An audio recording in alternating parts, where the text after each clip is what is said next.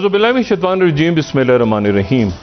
11 ستمبر 2001 کو 20 سال مکمل ہوا چاہتے ہیں، اور ایک سپر پاور جو پہلے اس خطے سے گئی، پھر ایک اور سپر پاور اس خطے سے گئی، پھر تیسری سپر پاور خطے سے گئی، تو یہ گریو یارڈ آف ایمپائرز کے نام سے دنیا اس کو یاد کر رہی ہے، کہہ رہی ہے، اور تاریخ لکھے گی۔ اور یہ جو 20 سال ہیں، اب یہ 20 سال گزرنے کے بعد بھی اب یہ سمجھنا اور اس پہ غور کرنا بہت ضروری ہے کہ کیا ایک نیا گریڈ گیم شروع ہو گیا ہے، اور اس گریڈ گیم کے کیا خد و خال ہوں گے۔ یہ صرف کوئی ایسی شخصیت ہی بتا سکتی ہے جس نے یہاں پر سوویت یونین کے ساتھ جب جنگ ہوئی یا جہاد ہوا، افغان جہاد، اس میں براہ راست کسی نہ کسی انداز میں دیکھا ہو، شرکت تو نہیں کہوں گا میں، دیکھا ہو، آبزرو کیا ہو، مختلف اس کے رنگ روپ دیکھے ہوں، اور پھر بالواسطہ طور پہ جو دوسری 9/11 کے بعد جو امریکہ کے اگینسٹ طالبان یہاں پہ لڑے، یا پاکستان کا جو رول رہا، اس حوالے سے ISI کے سابق آفیسر میجر عامر صاحب موجود ہیں۔ میجر صاحب السلام علیکم۔ وعلیکم السلام ڈاکٹر صاحب، بہت شکریہ آپ کی تشریف آوری کا۔ جی آپ کا بھی شکریہ۔ میرے صاحب 20 سال ہو رہے ہیں، اور 9/11، اور ایسا لگتا ہے کہ جیسے کچھ عرصے پہلے کی بات ہے۔ دیکھیں 20 سال کا جو عہد تھا، میں اور آپ تو نہیں کہہ سکتے کہ وہ پلک جھپکتے میں گزرا۔ بہت ساری حادثات آپ پہ گزرے۔ کیا آپ اڈیالہ جیل اس 20 سال میں نہیں گئے؟ تو کیا قصور تھا آپ کا؟ مجھے تو پتہ نہیں کہ آپ کا کیا قصور تھا۔ کیا میں نے بچوں سمیت قیدیں اور جیلیں نہیں کاٹی؟ کیا میری 1 سال کی بچی قید نہیں تھی؟ تو مجھے اور آپ کو تو نہیں کہنا چاہیے کہ وہ پلک جھپکتے ہوئے گزر گئے۔ Dizzy cutter bomb, mother of all bums, B-52 بمبار، خودکش ڈرونز، آدھی رات کو گھروں پہ امریکی سپاہیوں کے چھاپے، شوقیہ بے گناہوں کو مارنا، ہمارے GHQ پہ حملہ، ہمارے ایئر بیسز پہ حملے، ہمارے ملٹری انسٹالیشنز پہ حملے، ہمارے ISI ایئر فورس کے آفیسرز پہ حملے، ہمارے فوجی پریڈوں پہ حملے، ہمارے APS میں 155 معصوم فرشتوں کی لاشیں۔ کیا کچھ ہم نے اس 20 سال میں نہیں دیکھا؟ کیا کچھ افغانوں نے اس 20 سال میں نہیں دیکھا؟ ایک ڈراؤنا خواب تھا، پلک جھپکتے بالکل نہیں گزرے۔ لیکن وہ کہتے ہیں کہ وقت کی ایک خوبی ہے کہ یہ ٹھہرتا نہیں، رکتا نہیں، یہ گزر جاتا ہے۔ ان 20 سالوں میں جو اس ظلم میں فریق رہے وہ بھی ہم میں سے تھے۔ یہ جو عذاب ہم پر مسلط تھا اور اس میں وہ دستراز تھے، وہ ہم میں سے تھے، اور جنہوں نے اس کے خلاف مزاحمت کی، اور اگر براہ راست مزاحمت کسی نے نہیں کی تو آپ کی طرح 20 سال اس جنگ کو توانائی عطا کی، ان مظلوموں کا مقدمہ لڑا۔ یہ جو کہتے ہیں ہائیبرڈ وار کا زمانہ ہے، یہ جنگ تو جہاد افغانستان کے بعد شروع ہو چکی تھی، ہائیبرڈ وار۔ اس جنگ کو میں ہمیشہ کہتا ہوں کہ میڈیا نے لڑنا تھا، اور یہ جنگ ہم عملاً ہار چکے ہیں۔ ہارے ایسے ہیں کہ 80,000 شہادتیں ہماری، یہ میں نے ملٹری انسٹالیشنز گن لیے، ہمارے اوپر حملے، دہشت گرد ہم ہیں۔ 2400 فوجی امریکہ کے مرے جو ایکٹیو وار لڑ رہا تھا، ہمارے 10,000 سپاہی سے لیفٹیننٹ جنرل تک، کانسٹیبل سے IGP تک۔ مشکل وقت تھا، طویل وقت تھا، عذاب اور جبر کا ایک عہد تھا جو تمام ہوا، اور جس میں کہوں گا کہ آپ جیسے لوگوں نے جو میڈیا میں موجود تھے، انہوں نے بڑی جرأت اور بڑی بہادری سے اس میں اپنا حصہ ڈالا ہے۔ اس پہ آپ مبارکباد کے مستحق ہیں، اور انشاءاللہ جیسے میں نے کہا کہ وقت کو خوبی یہ ہے کہ رکتا نہیں، ٹھہرتا نہیں۔ یہ تمام ہوا، میں نے میجر صاحب، اب آپ نے ایسی بات چھیڑ دی ہے 20 سالوں کی، تو میں نے وہ وقت دیکھا ہے جب آپ پہ دباؤ، شدید دباؤ آئے، اور یہ جو بات میں نے کی کہ پلک، آپ نے بات بالکل درست کی کہ ایک ایک دن جو ہے وہ بڑا بھاری بھاری گزرے اس میں، اور وہ باتیں جو آج تو بہت سے لوگوں کو میں دیکھ رہا ہوں بہت سی باتیں کرنا، لیکن اس وقت 9/11 کے بعد شاید بہت کچھ کہنا کافی دشوار تھا. اور میں آپ سے ذرا یہ پوچھنا چاہ رہا ہوں کہ آپ ISI میں آتے ہیں 5 جولائی 1977. جی 5 جولائی 1970 کو میں کیپٹن تھا میری پوسٹ. اچھا، یہ کیا تاریخ ہے؟ یہ تو وہ تاریخ ہے جو ضیاء الحق صاحب نے تختہ الٹا ہے بھٹو صاحب، تو آپ ISI میں اس دن آ گئے؟ ہمیں اسی دن آ گیا. اچھا، اور آپ کے باس یعنی اس وقت ISI چیف جنرل جیلانی تھے. اچھا، اور تو ذرا تھوڑی سی آپ سے میں پوچھوں نا کہ ذرا سمجھوں ساری باتیں کہ آپ 77 میں آ گئے. آپ ایک جو تاثر ہے کہ ضیاء الحق صاحب نے بھٹو صاحب کا تختہ اس لیے الٹا کہ امریکہ نے بھٹو صاحب کو دھمکی دی تھی، ہینری کسنجر نے، اور بھٹو صاحب نے وہ پیپر وغیرہ پھاڑا تھا کسنجر کا، اور اس کے بعد امریکنز نے یہاں پہ بھٹو صاحب کی حکومت ہٹا کے ضیاء الحق صاحب کو لانا تھا. اس بارے میں کیا خیال ہے آپ کا؟ دیکھیں، اگر اس وقت آپ دیکھیں تو ایک ایجوٹیشن تو چل رہی تھی گلی گلی. میں خود بھٹو صاحب کا بڑا فین ہوں، لیکن یہ فیکٹر آپ رول آؤٹ نہیں کر سکتے جو آپ نے بیان کیا، بلکہ بہت ساری اب اس پہ لکھا جا چکا ہے، کہا جا چکا ہے. لیکن اس زمانے میں کسی خوددار مسلم سربراہ کے ساتھ ایسا ہی سلوک کیا جاتا تھا. انڈونیشیا میں احمد سویکارنو کے ساتھ کیا ہوا، شاہ فیصل کے ساتھ کیا ہوا، تو بھٹو صاحب کے بعد ضیاء الحق کے ساتھ بھی ایسے ہی ہوا. نظام بھی اسی طرح کے اس کا نشانہ بنے. تو یہ اب تو ایک جس کو کہتے ہیں کہ کھلا راز ہے یہ چیزیں.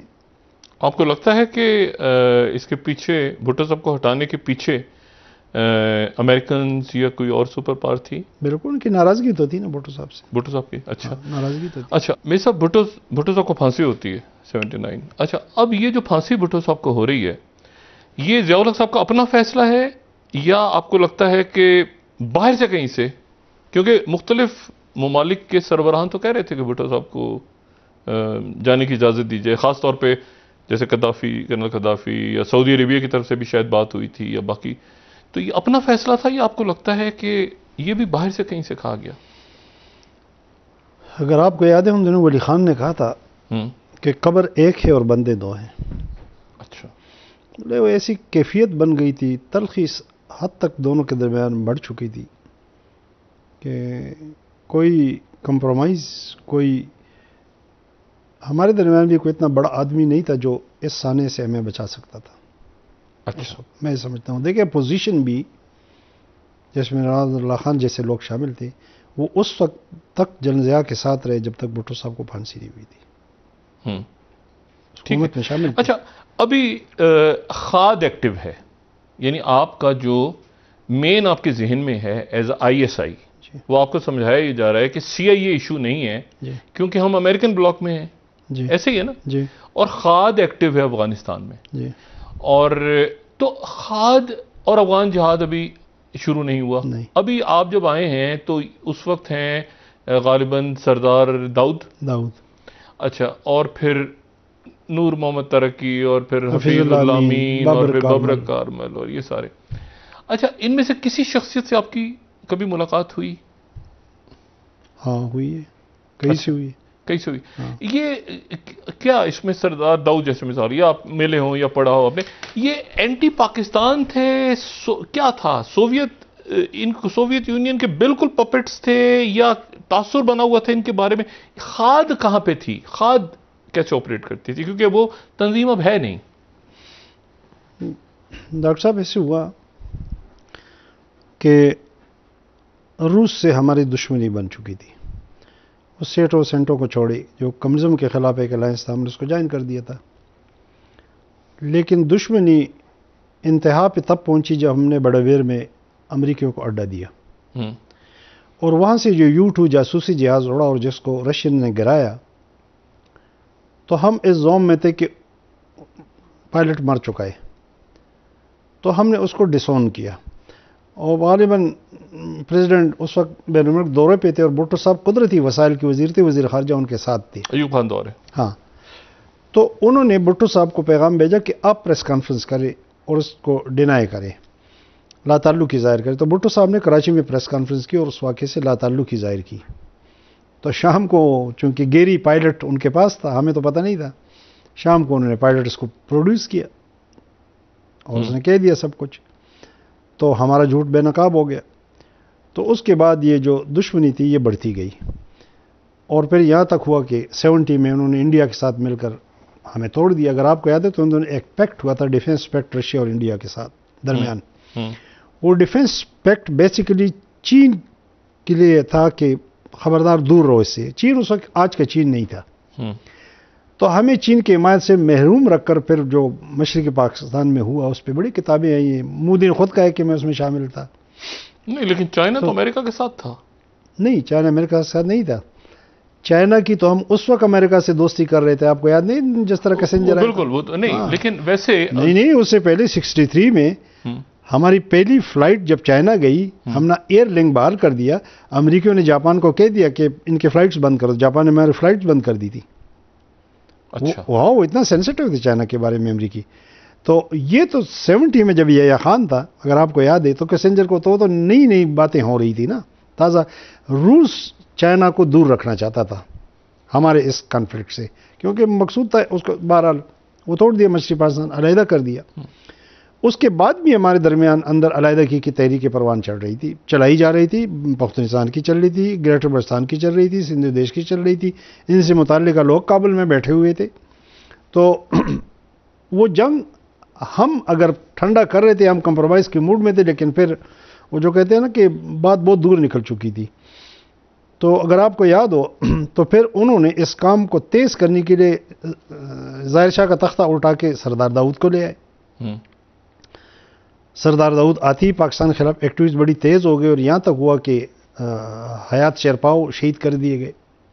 بہت بڑے پختونوں کے ایک ایمرجنسی تھی. ہاں, خاد انوالو تھی وہاں. وہ جو آئے تھے وہ کابل سے ٹرین ہو کے آئے تھے. اچھا, بلکہ اس پہ تو سردار داؤد بڑے غصہ ہو گئے تھے ان پہ جو وہاں بیٹھے ہوئے تھے کہ جی یہ تو پاکستان ہم پر حملہ کر دیتا, یعنی اتنا ایکسٹریم نہیں جانا چاہیے تھے. لیکن اس کے جواب میں مجھے یاد ہے نصراللہ خٹک ہمارے وزیر اعلیٰ تھے صوبے سرحد, تب صوبے سرحد کی, انہیں چوکہ ادگار میں ایک جلسہ کیا.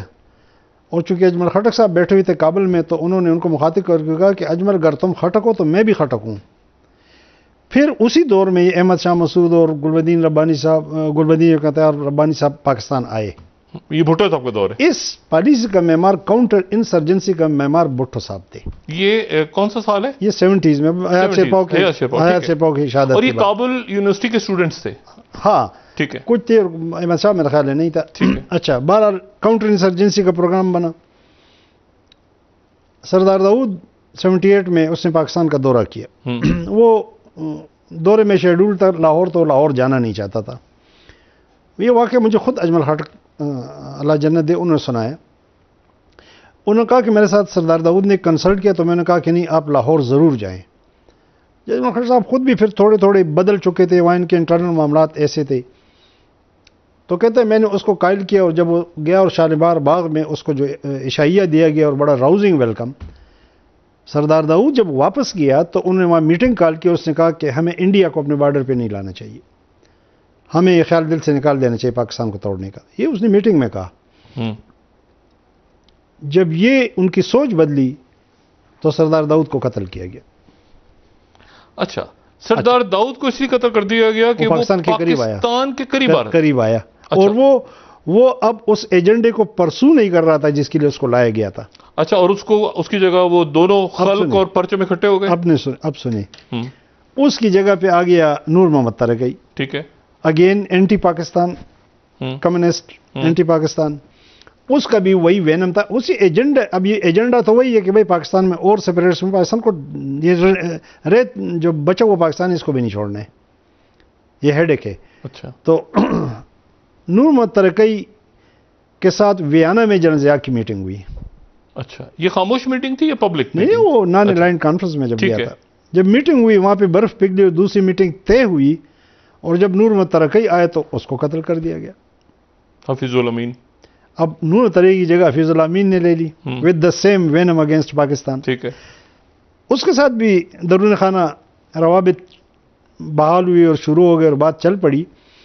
آغا شاہی وزیر خارجہ کابل جا رہا تھا اور پشاور ایئرپورٹ پہ بیٹھا تھا کہ حفیظ الامین کو قتل کر دیا گیا. اچھا. اس کے بعد آ گیا بابر کامل 79 اور روسی فوج ساتھ آ گئی.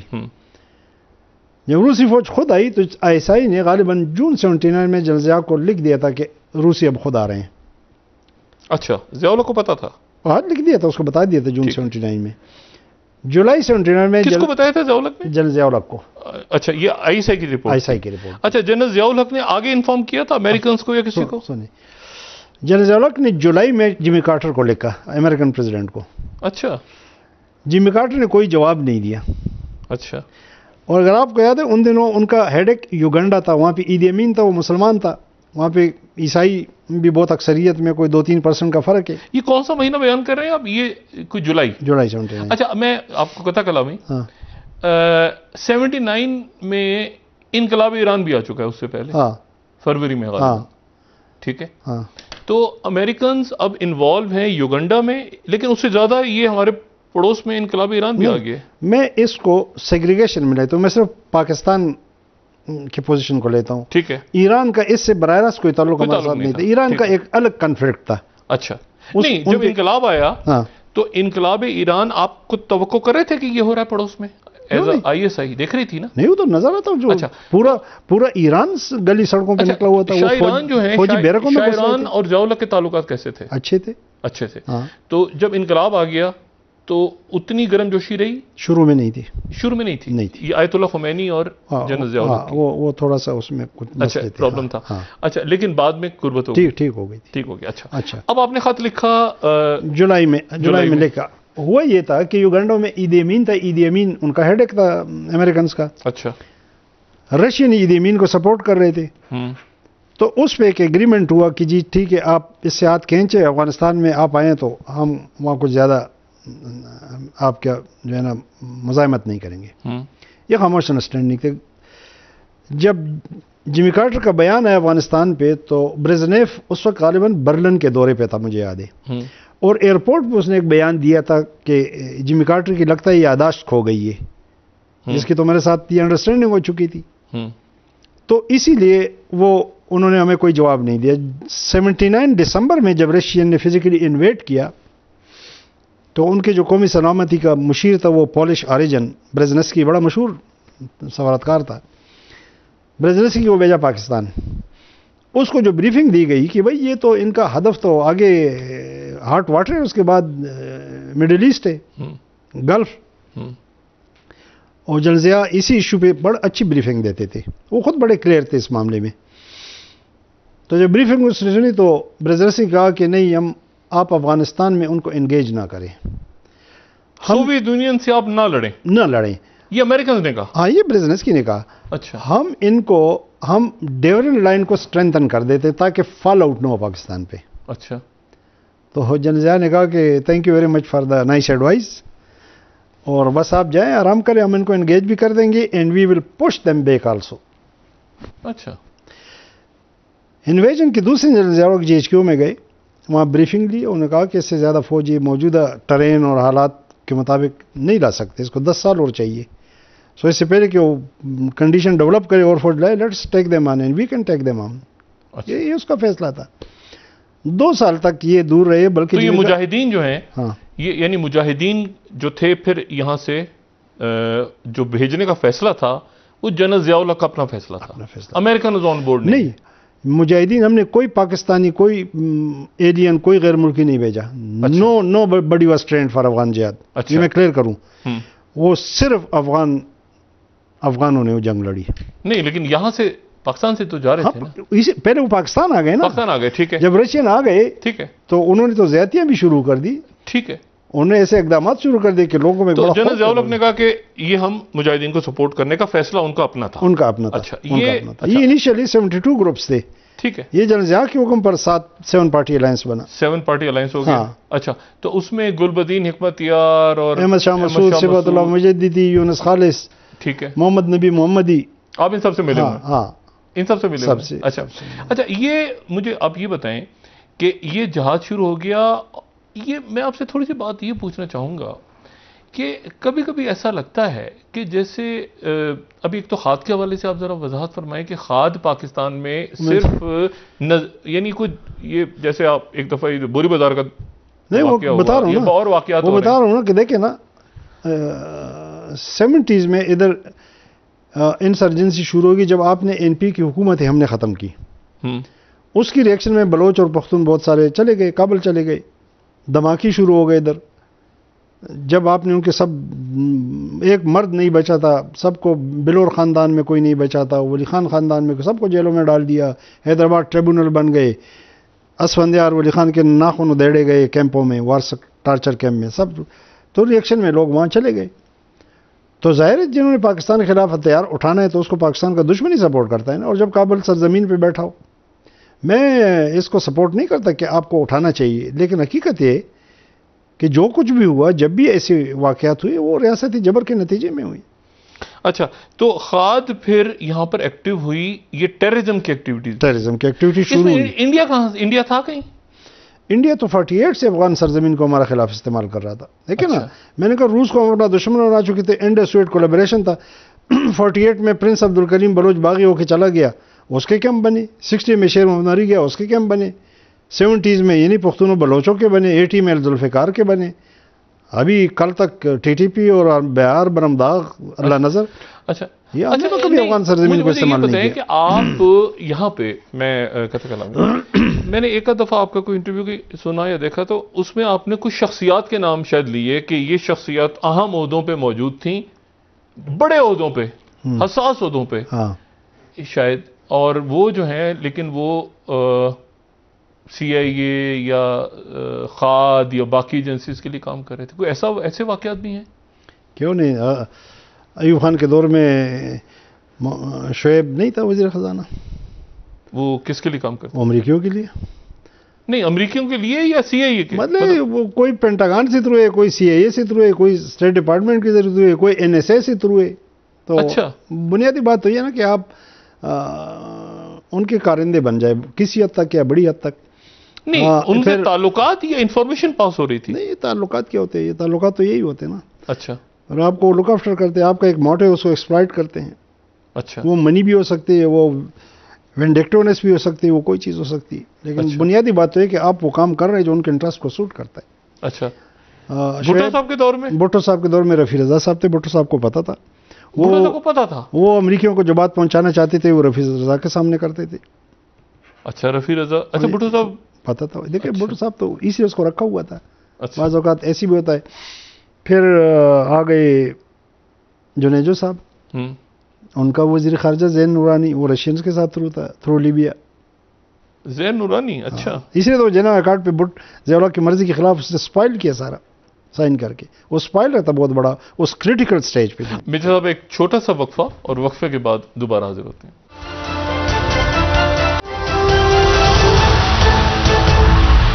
خوش آمدید خواتین حضرات، میجر عامر صاحب سے گفتگو چل رہی ہے۔ میجر صاحب مجھے ایک بات اور بتائیں، یہ جب انقلاب آ گیا تو وہاں پر طالبان نے قبضہ کر لیا تھا امریکن سفارت خانے پہ، وہ 444 ڈیز تک جو قبضہ رہا ایران میں طالبان نہیں، وہ پاسداران نے تو پاسداران انقلاب جو ہیں انہوں نے جب قبضہ کیا تو وہاں سے کوئی تہران پیپرز نکلے تھے، پاکستانیوں کے نام تھے اس میں، غالباً اس کو انہیں چھاپا تھا کتاب کی صورت میں، دا سیکرٹ فرام تہران۔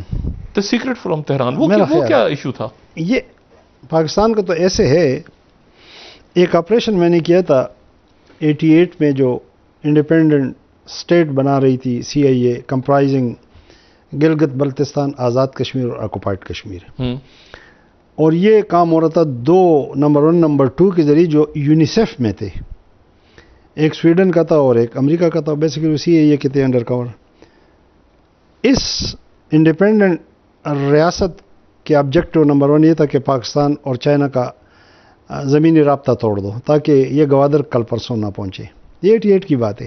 اچھا، دوسرا یہ تھا کہ پاکستان کٹ ٹو سائز کرو، پھر نہ اس کا یہ ٹونٹا نہیں ختم ہو جائے گا زیادہ انڈیا کا، اور تیسرا ایک لسننگ پوسٹ مل جائے گی آپ کو رشیا اور چائنا کے خلاف۔ رشیا پہلی دشمن تھا, چائنا ایمرجنگ پاور تھا.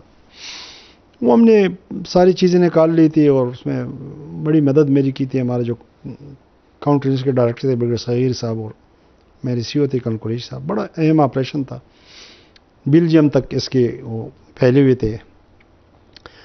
وہ جب ہوا تو وہ غلام اسحاق خان کو جب دیا سارا تو انہوں نے امریکی سفیر کو بلا لیا, رابرٹ اوکلے تھا غالباً, اس کو جب رکھا دیا تو ایسا لگ رہا تھا کہ اس کو پتا تھا. اس نے کہا آپ شور نہ ڈالیں, دونوں کو نکال لیتے ہیں. دونوں کو نکال دیا. اس آپریشن کا نام تھا operation white snack. White snack. تو بی بی جب آ رہی تھی بریفنگ کے لیے, پرائم منسٹر بنی, تو جناب امیت گل گئے کہ جی آپ آ جائیں, ہم آپ کو بریفنگ دیتے ہیں. تو اس میں جو کاؤنٹر انٹیلیجنس آپریشن دکھانے تھے تو بیشتر وہ تھے جو میں نے کی, تو اس میں ایک یہ بھی تھا.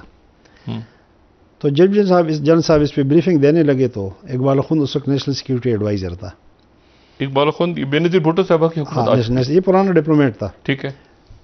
تو اخند صاحب نے بیچ میں انٹرپٹ کیا اور بڑا وہ ایروگینٹلی کہا کہ no they don't get involved with this thing, میں ان کے فنکشن جانتا ہوں, آئی نو دیئر فنکشنز. تو جنرل صاحب نے کہا کہ mister Akhund, you are suppose to know their out functioning, my job is to know their out functioning. Hold on. آگے وہ سلائیڈز اور سارے ڈاکومنٹ جب دکھانے شروع ہوئے, چپ ہو گیا. اس بریفنگ میں ماحول تلخ تھا, یعنی آئیسائی کی طرف سے نہیں تھا. بینظیر بھٹو صاحب ہاسٹیلٹی تھی, وہ نظر آ رہی تھی, خاص کر جنرل بابر اور اقبال اخند. اچھا. اب جنرل بابر کا قصہ یہ ہے کہ وہ بھی امریکیوں کے ساتھ بڑا تھرو تھا. تو جنرل امیت گل نے جب بی بی کو جا کے کہا کہ آپ آئیں لیکن جنرل بابر ساتھ نہیں آئے گا کیونکہ اس کے بارے میں ہمارے ریزرویشنز ہے, یہ چیز تو خیر شی ایگریڈ. تو جنرل صاحب جب لینے گئے اور جنرل صاحب اور بی بی پیچھے بیٹھ گئے تو جنرل بابر اچانک آ کے ڈرائیور کے ساتھ والی سیٹ پہ بیٹھ گیا. تو جنرل صاحب نے کہا کہ بی بی کو کہ, تو جنرل بابر نے کہا کہ نہیں میں بی بی کو چھوڑ کے واپس آ جاؤں گا. راستے میں جنرل صاحب نے بی بی کو کوئی سینسیٹیو بات بتانی شروع کی. تو جب جنرل صاحب نے شروع کیا تو بی بی نے ایسے کہا پیچھے سے جنرل بابر کی طرف اشارہ کر کے. اچھا, کہ ان کے سامنے نہ کہیں. ان کے سامنے نہ کہیں. یہ سمجھ لگا کہ بی بی کو خود بھی پتا تھا. اچھا. وہ زیادہ ٹرسٹ نہیں کرتی تھی. بہرحال جی آیا وہی. اچھا, یہ نیشنل سیکورٹی ایڈوائزر پہ بی بی ٹرسٹ نہیں کرتی تھی؟ نیشنل سیکورٹی ایڈوائزر کا مجھے پتہ نہیں. اچھا, لیکن جنرل بابر. ہاں جنرل بابر. اچھا ایک منٹ, وہ جب آئے تو وہاں ماحول بڑا تلخ تھا. تو جنرل بابر نے کہا آخر میں یہ گیا نہیں واپس کہ آپ کی کتنی اسٹرینتھ ہے. تو جنرل صاحب نے کہا جنرل امیت گل نے کہ یہی 10-11 ہزار. نہیں ہم تو سنتے رہے کہ لاکھوں میں. تو جنرل صاحب نے کہا کہ that is what exactly the را ہیز بین پروپیگیٹنگ. وہ میٹنگ ختم ہوئی تو جنرل صاحب نے ایک بڑی جو سم اپ کیا تو وہ بڑی دردمندی کے ساتھ اس نے کہا محترمہ, اور مزے کی بات یہ کہ اس دن بریگیڈیئر امتیاز کو آرڈر ملے تھے کہ آپ ڈائریکٹریٹ نہیں آئیں گے کیونکہ بریگیڈیئر امتیاز پہ بڑا غصہ تھا. غالباً انہوں نے ریڈ کیا تھا 70 کلفٹن کو جنرل ضیاء کے دور میں. تو اس بدمزگی سے بچنے کے لیے جنرل امیت گل نے ان کو منع کیا تھا کہ آپ آج ڈائریکٹریٹ نہ آئیں. تو وہ نہیں آئے. سب بڑا احتیاط کر رہے تھے, وہ ان کی ان چیزوں کو سامنے رکھ رہے تھے جو ٹائرینیز ہوئی تھی اور جو ہوئی تو تھی. تو میٹنگ کے آخر میں جنرل ضیاء نے کہا کہ بی بی میری ایک گزارش ہے آپ سے, you are the elected prime minister اور آپ کے بہت سارے پریراگیٹیوز ہیں. اس میں سے یہ ہے کہ اگر آپ آئی ایس آئی میں نہیں چاہتی کہ میں رہوں تو آپ آرمی چیف کو لکھ کے ہی ول پل می آؤٹ. جو افسر آپ چاہتے ہیں کہ وہ نہ ہو یا انہوں نے آپ کے ساتھ زیادتیاں کی پچھلے دور میں کچھ تلخیاں ہیں تو آپ چیف کو لکھ دیں. لیکن آئی ایس آئی کو سنبھال کے رکھیں. آئی ایس آئی کو نقصان نہیں ہونا چاہیے کیونکہ اس معیار کے آئی ایس آئی کے لیے ایک افغانستان چاہیے. کل نہ کوئی اور افغانستان ہوگا اور نہ اس معیار کی آئی ایس آئی ہوگی, تو اس کو پریزرو رکھے. یہ پاکستان کے ہاتھ میں ایک بڑا لیتھل ویپن ہے. بڑی درمندی سے انہوں نے کہا. میٹنگ بہتر انداز میں ختم ہوگی سوائے ان 2 آدمیوں کے جنہوں نے تلخی میں. اقبال اخند کا کیا ایشو تھا؟ اب اقبال اخند کا بتاتا ہوں نا. یہ جو پیپر کا آپ نے ذکر کیا تو میں ان دنوں وہ پڑھ رہا تھا, تہران پیپر. Tehran papers. تو میں جنرل صاحب کے پاس اگلے دن وہ لے آیا اور اس میں ایک ٹیلکس تھا جو اس وقت امریکن ایمبیسڈر نے تہران سے بھیجا تھا واشنگٹن, اور اس میں ہماری نیوکلیئر پروگرام سے ریلیٹڈ کچھ سینسیٹیو انفارمیشنز تھی. اور اس نے اس کے آخر میں لکھا تھا کہ یہ انفارمیشن مجھے تہران میں پاکستانی سفیر اقبال اخند نے دی ہے، اور بریکٹ میں لکھا تھا the source to be protected, source کا تحفظ کیا جائے. تو میں نے جنرل صاحب کو ہنستے ہوئے کہا، میں نے کہا sir look how well the source has been protected. میں نے کہا وہ آج پاکستان کا سیکورٹی ایڈوائزر ہے اور میں اور آپ ایک نامعلوم انجام کی طرف بڑھ رہے ہیں. ہاسٹیلیٹی بڑی تھی ہماری. تو یہ جو بابر کا واقعہ ہے، یہ میں نے 97 میں بھی کہا تھا، یہ تکبیر میں چھپا تھا، جنرل صاحب نے کبھی اس کی تردید نہیں کی. بابر صاحب نے؟ ہاں. اچھا نہیں تو نیشنل سیکورٹی ایڈوائزر کی جو آپ بات کر رہے ہیں ساری، تو بڑے بڑے عہدوں پہ پہنچ جاتے ہیں لوگ، تو آپ سیکورٹی کلیئر نہیں کرتے ان کی؟ آئی ایس آئی کیا کرتی ہے پھر؟ یا ہم تو سیکورٹی کلیئرنس کرتے اپنے فوج کی کرتے ہیں، یا جو خاص سینسٹو اس طرح کے لوگ ہیں، وہ وزیروں کی تو سیکورٹی کلیئرنس ہم نہیں کرتے. وزیر تو حکومت کا کام ہے، دیکھتے ہیں، اور اس وقت تو نہیں کرتے تھے. سب جانتے ہیں اس کو کہ کون کیا ہے. مجھے یہ بتائیں میر صاحب کہ یہ آپ نے کہا کہ اپنی سیکورٹی کرتے ہیں، لیکن جنرل حمید گل صاحب کے وہ اپنے آفس کی سیکورٹی نہیں کر سکے، ان کے آفس کے اندر را پینیٹریٹ کر گئی تھی. تو یہ کیا بات ہوئی؟ وہ جو پرسنل آفس کے اندر، ایک منٹ، وہ جو پرسنل آفس کے اندر بیٹھا ہوا تھا اس کو پکڑا کس نے؟ کیا واقعہ کیا تھا؟ اس کو پکڑا کس نے؟ ہم نہیں پکڑا نا. ہاں تو مطلب دیکھیں نا، اندر تو آپ کے آفس یعنی D G I S I کے آفس میں را گھس گئی تھی. ہاں تو ہم بھی قصہ کیا تھا؟ ہم بھی بہت ساری جگہوں میں گھسے. نہیں قصہ کیا تھا؟ یہ ایسے ہوا تھا، یہ جہاد کے پرنسپل ترکی آیا ہوا تھا. اچھا. تو وہ بڑا سیکریٹ وزٹ تھا، صرف ہم 5-6 کو پتا تھا، زیادہ نہیں. میں تو چونکہ سیکٹر کمانڈر سیکورٹی میری تھی، اور جنرل صاحب کو، ڈی جی افغانستان کو، بڑی صغیر 5 آدمی بڑی امتیاز. وہ شام کو جا رہا تھا، محمود ہارون وزیر داخلہ تھے، ان کے گھر پہ کھانا تھا ہمارے سیف ہاؤس سے. میں ایسے آیا ہوں، میں نے کہا ذرا دیکھیں احتیاطاً. تو میں نے پیچھے سروینس کے لیے اپنے گاڑی لگا دی. میں نے دیکھا اچانک ایک کرولا گاڑی آ گئی، اس کے پیچھے لگ گئی. تو جب وہ میمودان کے گھر گھس گئے تو وہ گاڑی سیدھی چلی گئی. اور یہاں G6 میں 85 اسٹریٹ میں را کا جو انڈر کور تھا، نائر نام تھا کہ وہ رہتا تھا. وہ گاڑی گھر کے اندر گئی اور نائر اس سے اترا. تو میں نے اگلے دن جا کے جن صاحب کو کہا کہ سر اس طرح واقعہ ہوا تھا، اور یہ تو نائر کو پتا تھا ان کے وزٹ کا. تو کس نے بتایا؟ تو جن صاحب نے بھی.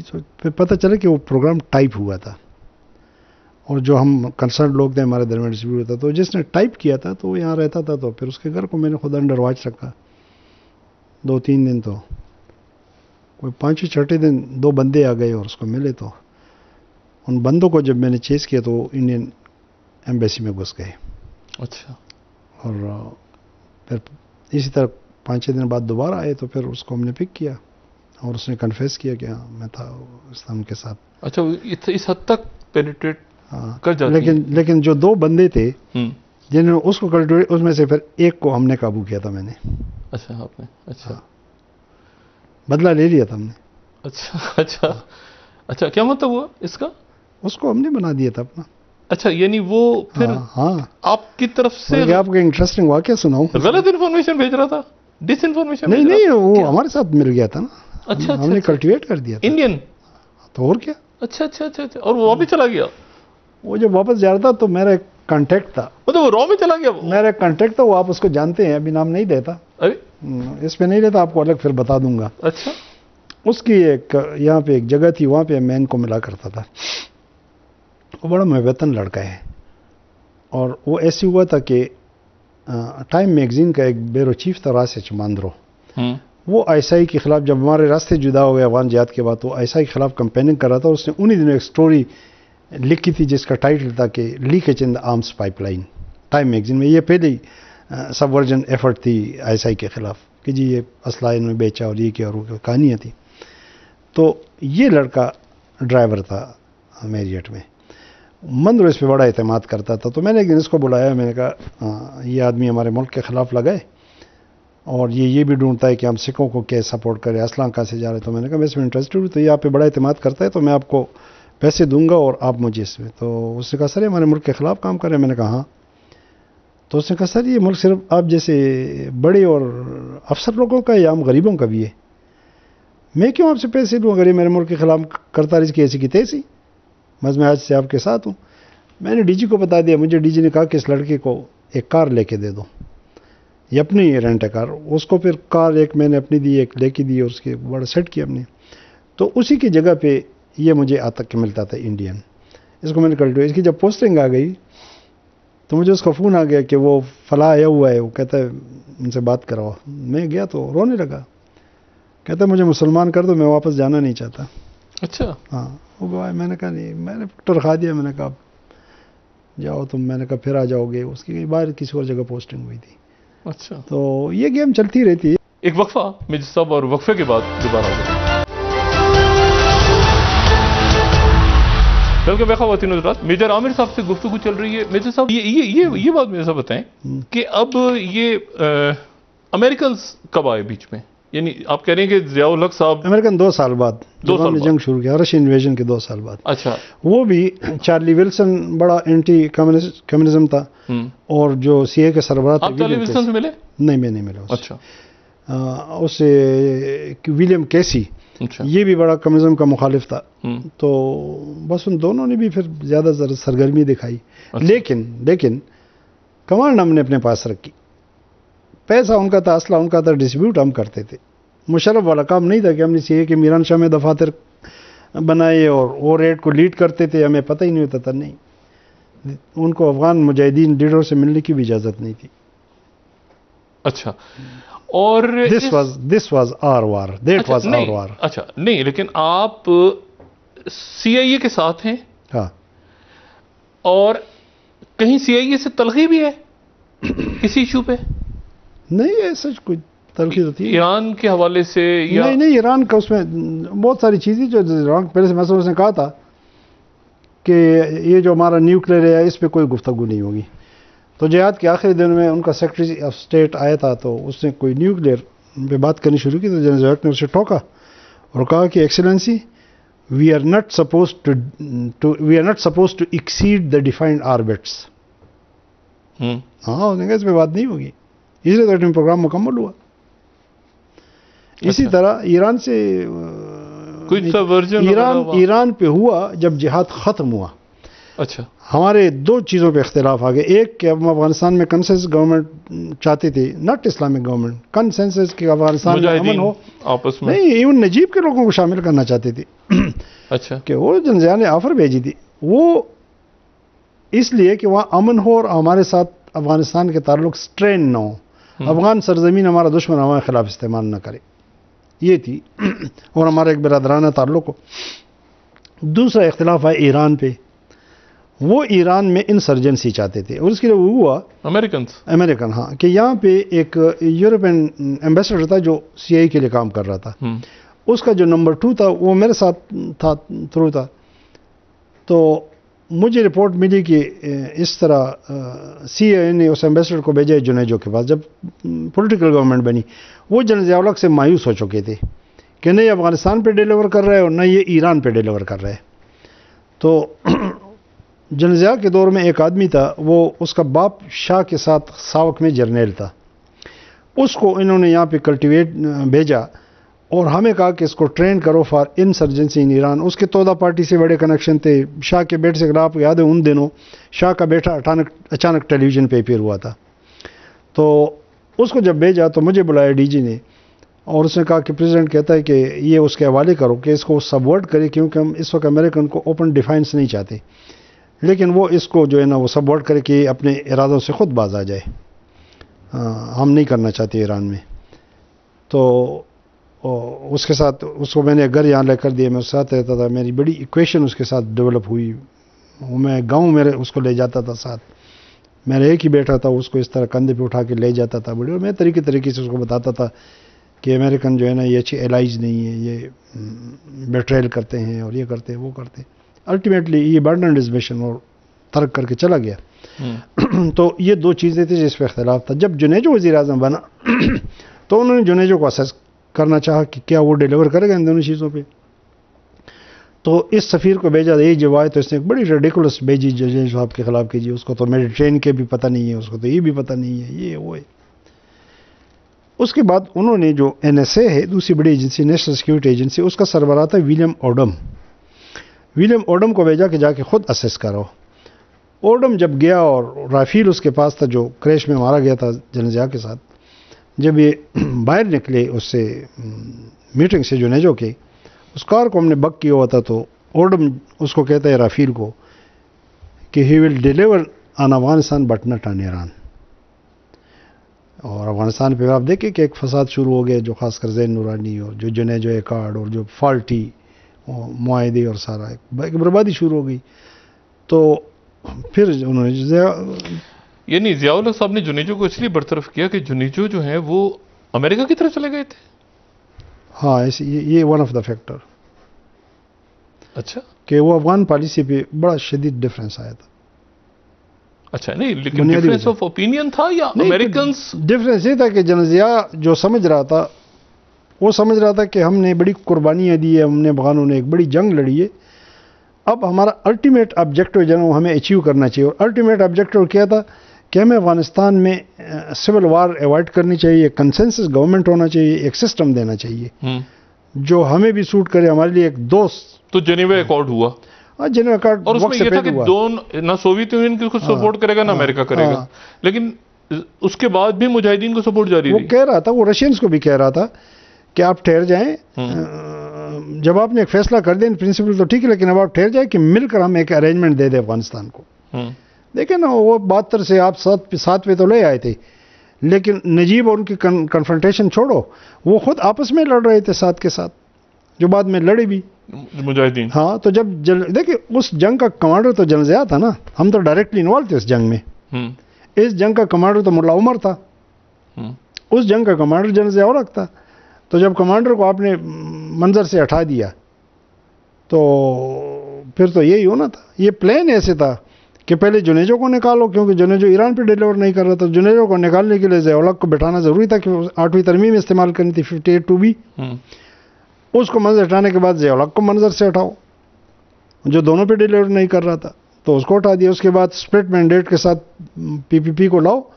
میں کہتا ہوں کہ ہماری سکسیسو رجیم فال ہوئی ہے بیکاز آف ایران.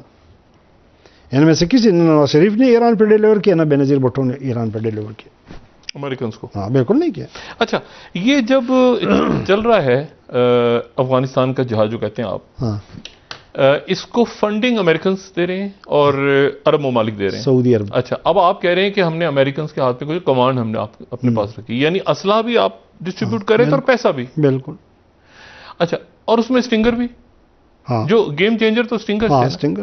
اچھا, تو اب یہ سارا یعنی کوئی لکھت پڑھت تھی یا زبانی کلامی امریکنز, یعنی کہیں اس کا ریکارڈ موجود ہے کہ کتنا پیسہ آیا, کتنا میرا اس سے کوئی تعلق نہیں. اچھا, نہیں یہ تو بڑی, یعنی اگر میں آپ سے دیکھیں ابھی ہمارے ISI میں اگر فگر آئے کہ 2 ٹریلین امریکہ سے خرچ ہوئے اس جنگ میں, تو اس جنگ میں سوویت یونین کے خلاف امریکہ کے کتنے خرچ ہوئے؟ دیکھیں میں بتاتا ہوں, میری خوش قسمتی یہ تھی, میں میجر تھا لیکن میں سیکٹر کمانڈر تھا, اور اللہ کا کرم تھا, میرے کام بھی اچھا تھا, کنٹیکٹس بھی اچھے تھے.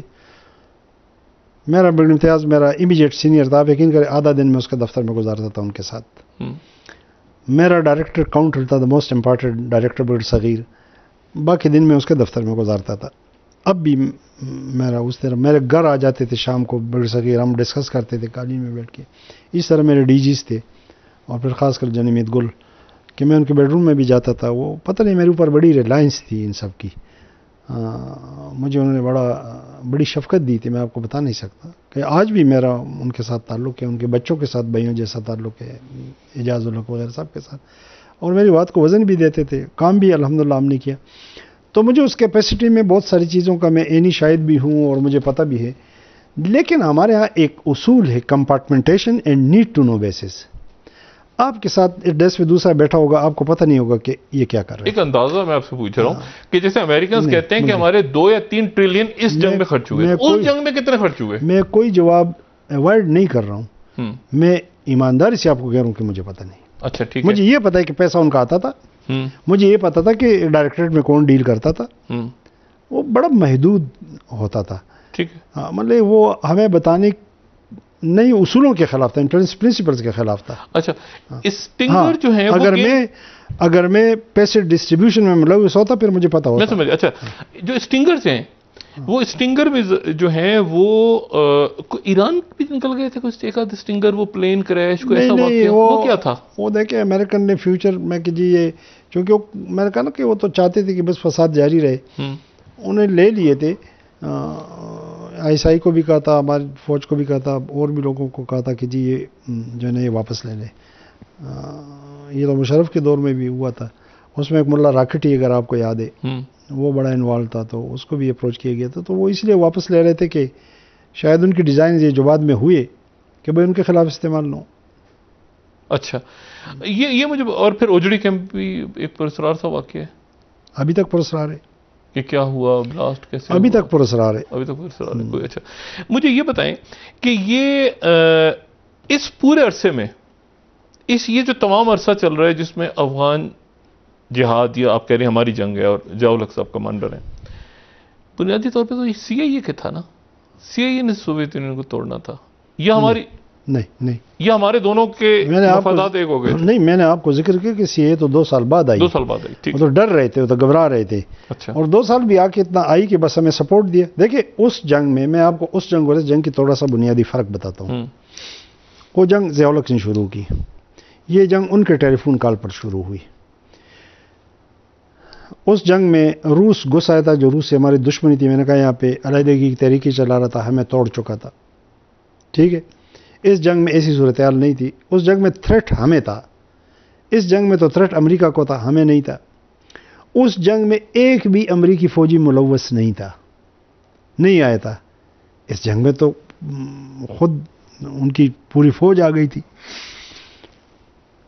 اس جنگ میں ہمارے اوپر کوئی ڈرون نہیں ہوا تھا، کوئی خودکش نہیں تھا.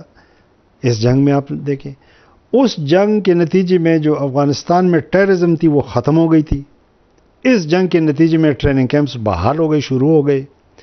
اس جنگ کے نتیجے میں علیحدگی کی تحریک ختم ہو گئی تھی پاکستان میں، اس جنگ کے نتیجے میں بحال ہو گئی. ایک منٹ. اس جنگ کے نتیجے میں ہمیں F-16 ملا، اکنامک بوسٹ ملا، ہمارا لا اینڈ آرڈر ٹھیک ہو گیا. اس جنگ کے نتیجے میں ہماری اکانومی بیٹھ گئی، law and order completely broke down. اس جنگ نے سب سے بڑی بات، آخری بات بہت ضروری، آخری بات، اس جنگ نے ہمیں ایٹم بم دیا. وہ جنگ نہ ہوتی تو ہم ایٹم پروگرام کمپلیٹ نہیں کر سکتے تھے. اس جنگ نے ایٹم بم کو خطرے میں ڈالا. اس جنگ نے ہمیں دنیا میں معزز بنا دیا تھا، ہماری بڑی واہ واہ ہو رہی تھی. اس جنگ نے دنیا میں ہمیں دہشت گرد بنا دی 80,000 شہادتوں کے باوجود. میں سب بڑی اہم گفتگو چل رہی ہے آپ سے، اور اس گزارش کے ساتھ کہ اس گفتگو کو تھوڑا سا طول دیتے ہیں اور اس کو جاری رکھیں گے. خواتین حضرات، کل بھی میجر عامر صاحب سے بات کریں گے ملکی سیاست اور ارد گرد جو واقعات پیش آتے رہے، آ رہے ہیں اور آ سکتے ہیں، ان پہ.